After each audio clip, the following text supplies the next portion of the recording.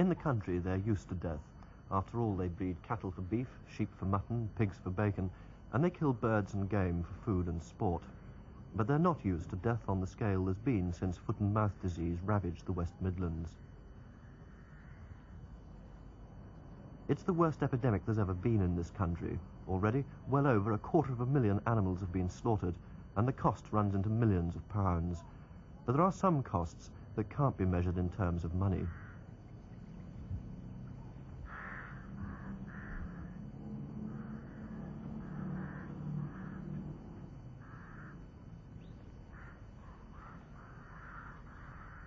Brian Statham has been a farmer for only 17 years, started with a few heifers and over the years built up a herd of 61. When foot and mouth disease struck his farm, the whole herd had to be slaughtered even though only a few were infected.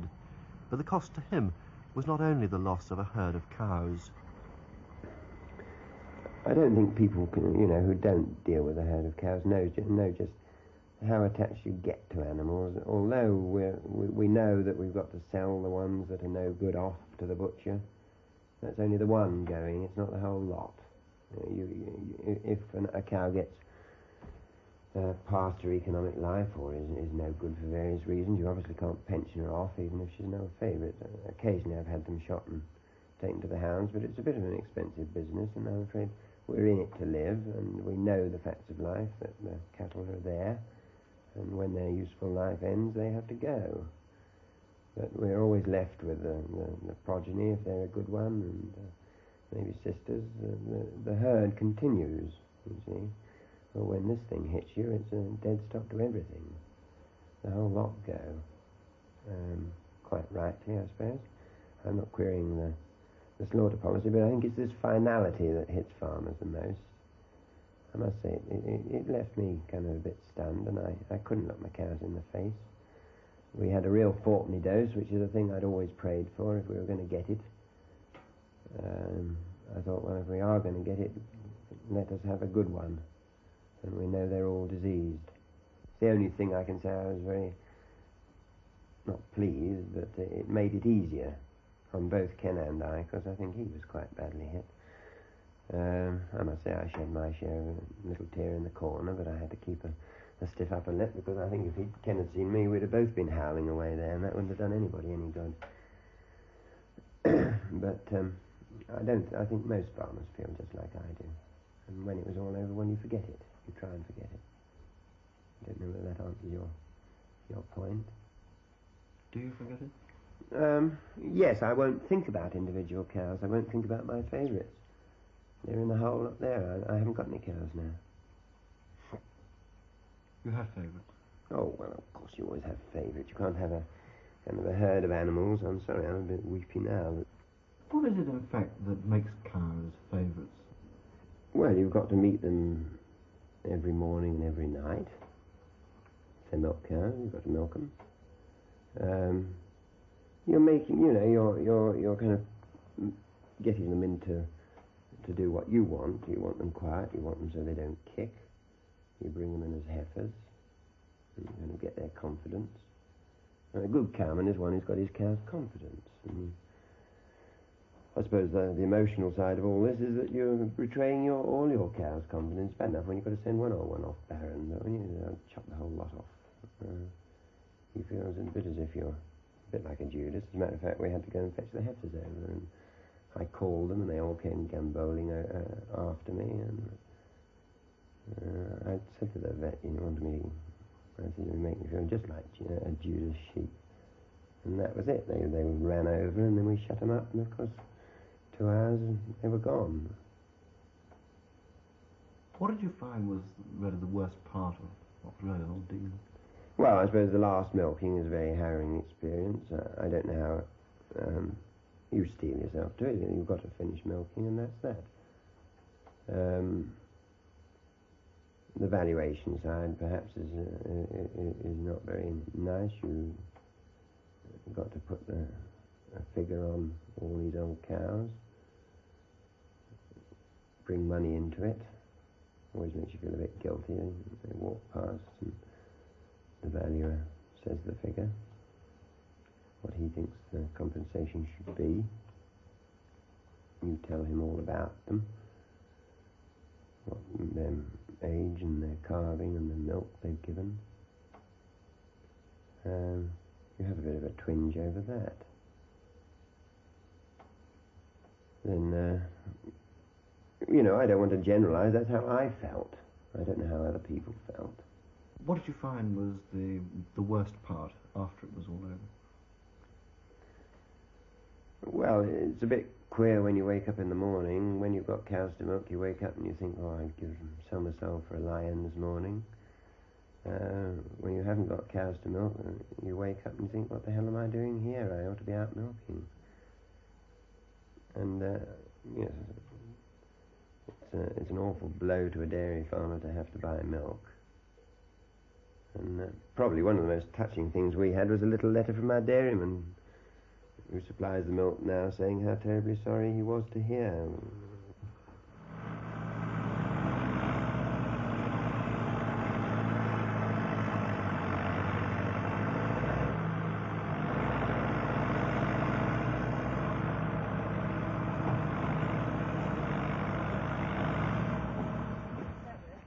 When foot and mouth disease does strike, the Ministry of Agriculture's rules are rigid. All the cattle, sheep and pigs on the farm are slaughtered, whether or not they're affected.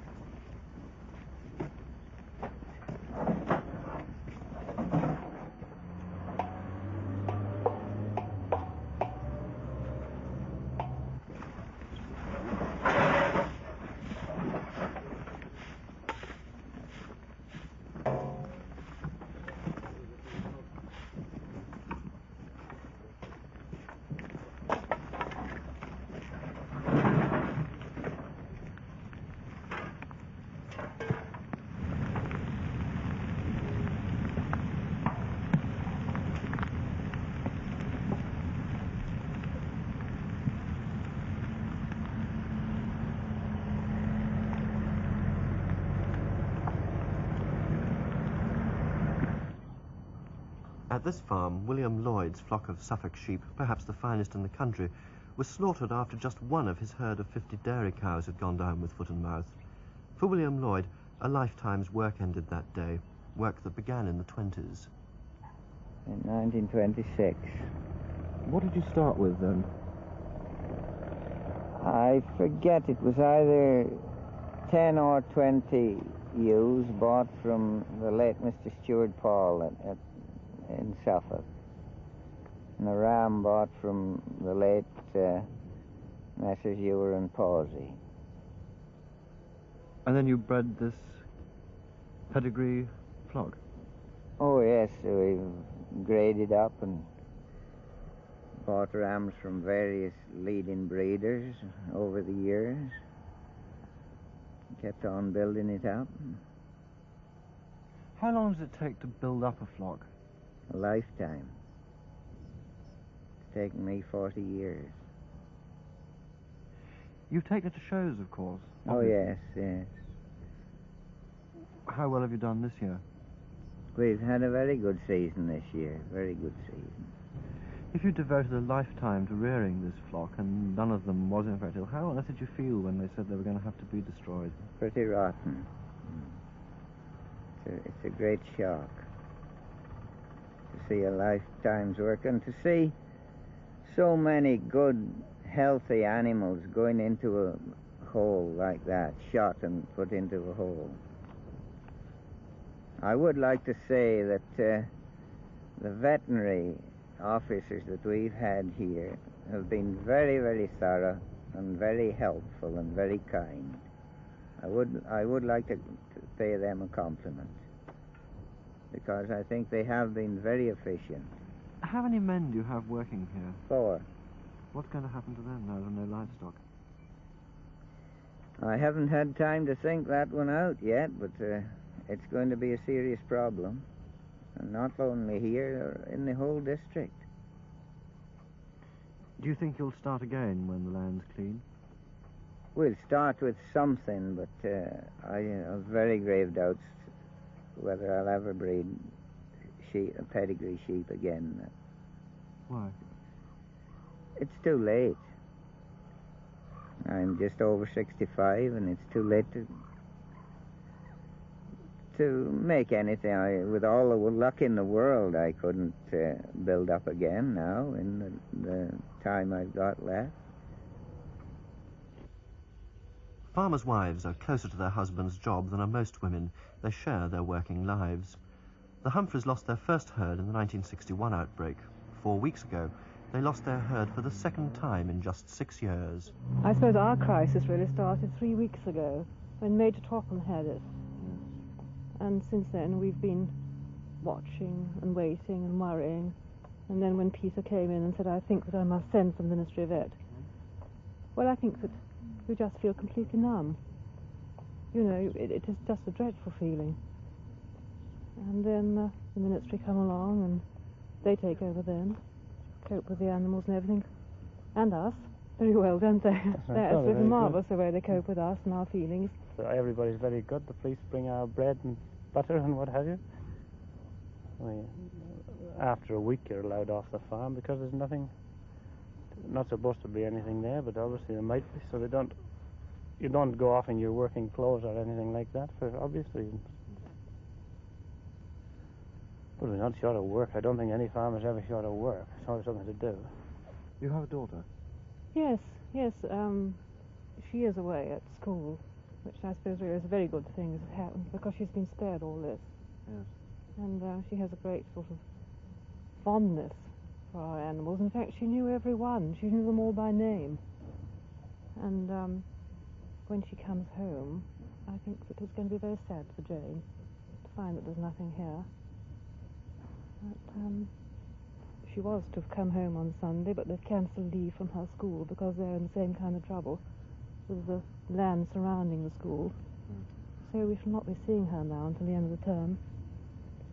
But I feel very sorry. I'm speaking now for all the children on all the farms because they get so very involved. Because our business is round the house, isn't it? It's not like the breadwinner going out to business. And the children get very involved in what is going on the farm, and they have this great love for the animals.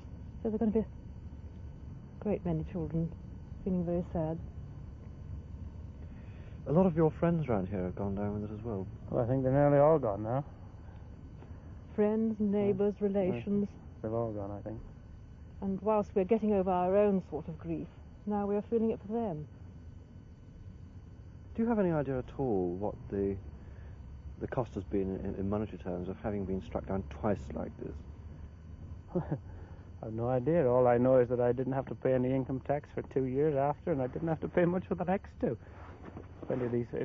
I'm sorry for the people. I'm fortunate in being owner-occupier, but the people that have, plenty of people have bought their farms and a lot of money borrowed out, it can break them easily. If somebody's got 30 or 40,000 borrowed money, and he's got to pay his interest on something back, it can quite easily break them. Quite easily. Well, the banks, of course, no banks will foreclose or anything like that, but it all piles up, and the old boys made it, 8%? God knows what it is in the bank. It's probably about 10 today. Somebody's got to borrow £100 1,000, paying £100 1,000 on borrowed money. He's going to be in Queer Street.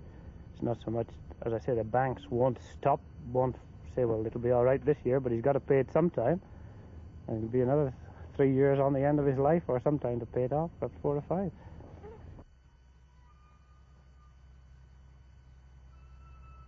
Farmers are paid compensation for their slaughtered animals. Many are insured against the loss of income. But no money can compensate for the air of desolation there is in the countryside.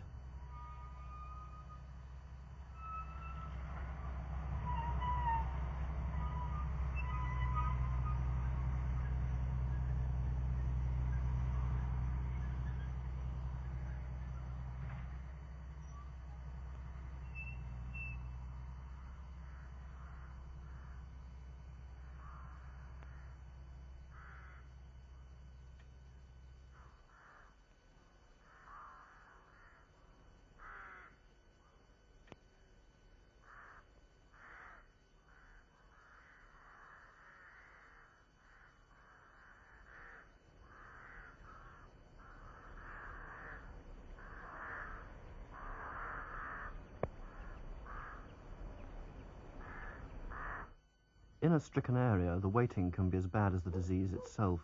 One farmer we went to see had survived for 4 weeks, one of a handful of farms in an area where 95% of the farms had been affected. On the morning we arrived, he told us he feared the worst, that he'd called the ministry vet.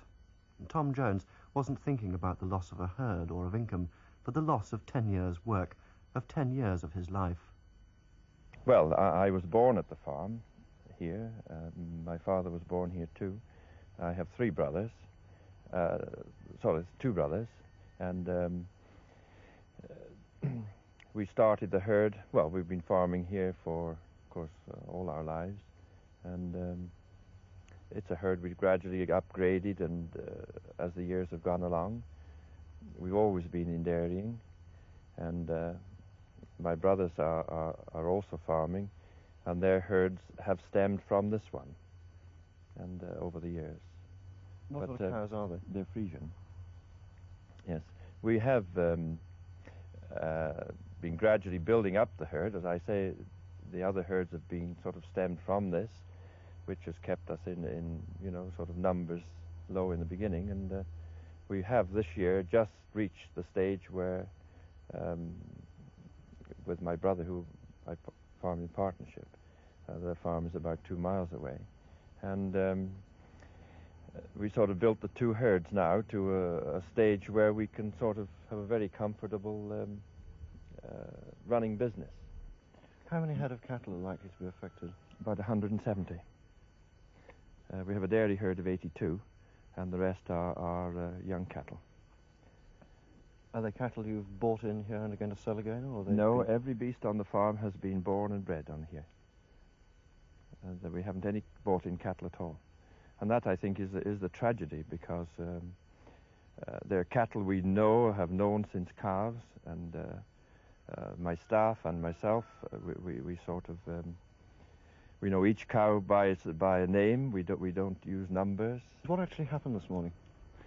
Well, I made a routine inspection after we had finished milking, like I normally do, and have done for the last couple of weeks. And I went into a box with some young cattle that haven't been out for quite a while, and I noticed one not well immediately, and I watched her for a while, and she obviously showed symptoms that we have been given to understand are a suspect, and I immediately went in the house and telephoned for the vet to come out to have a look at her.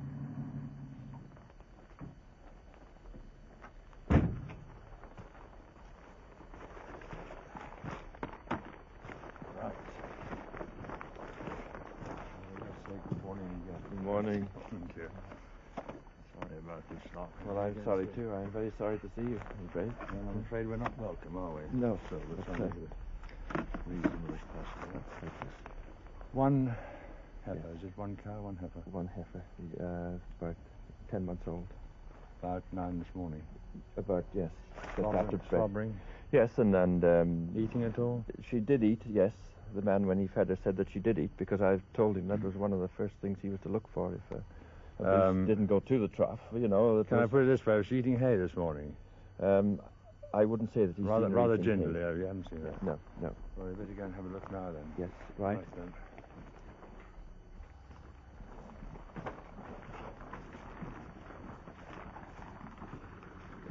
Have you got any water close by? Apart from that.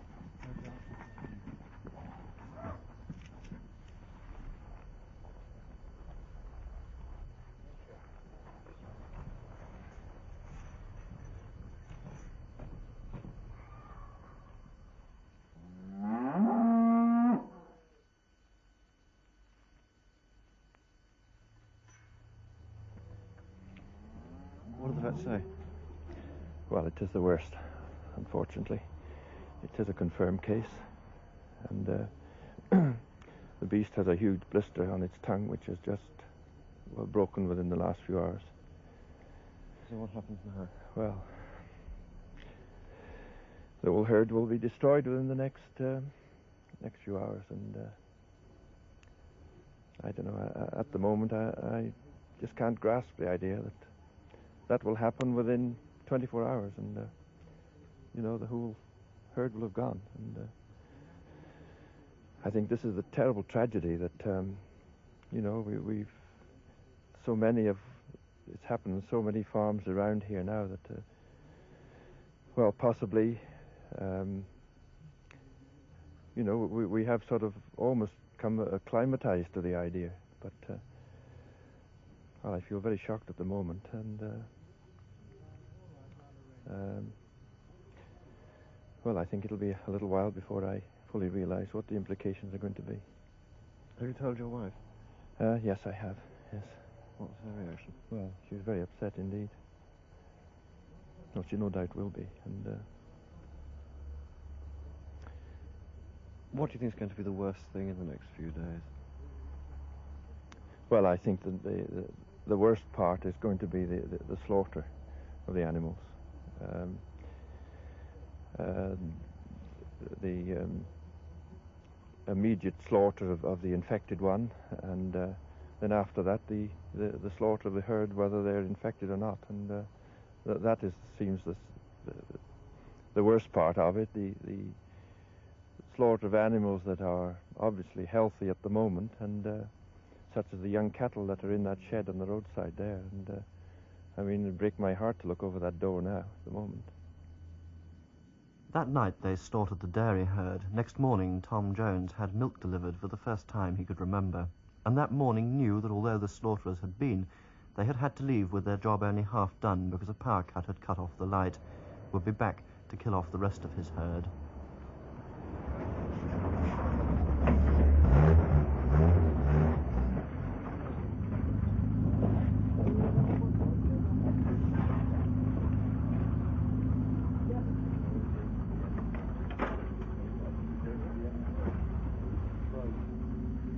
To the end of the, you know, if you reverse up to the top of the road, and that's what most of them have done anyway.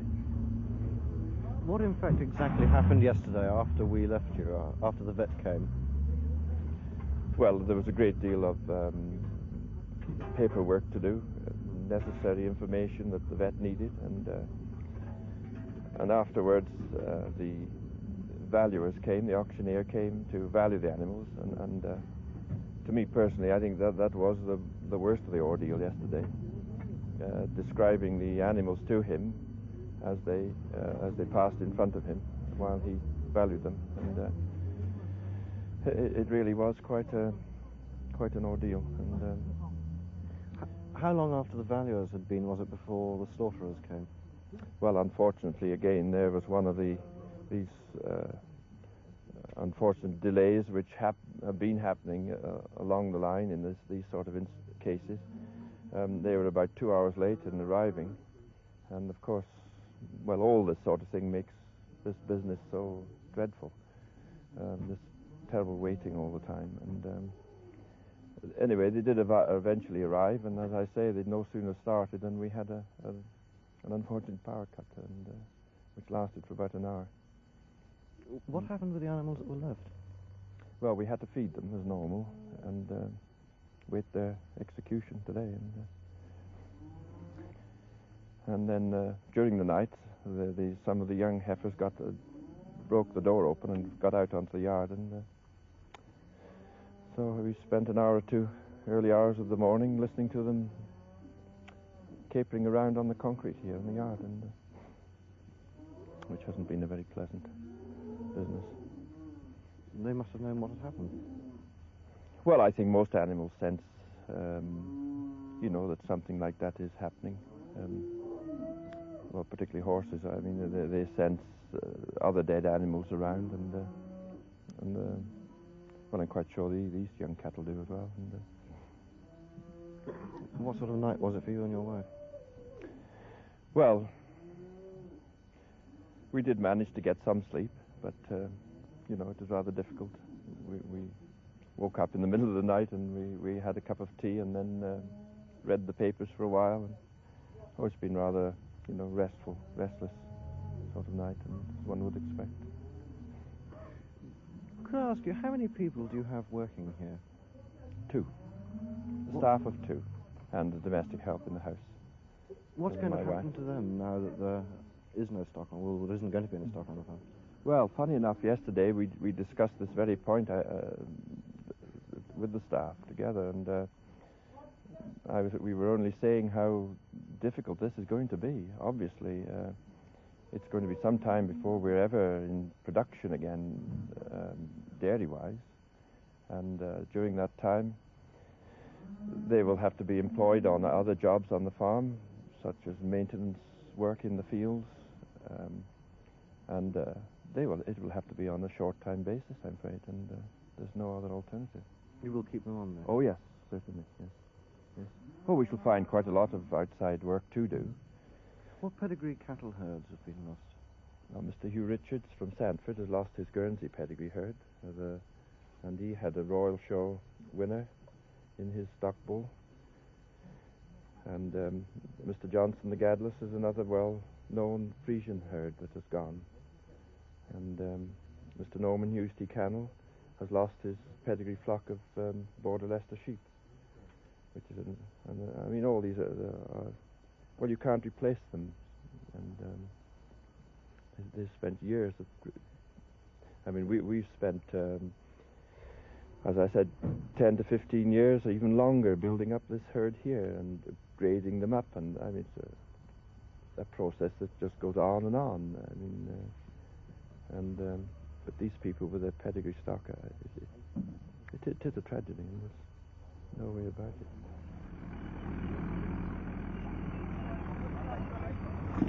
Morning, John. Morning, Mr. John, how are you? These two got family. Not.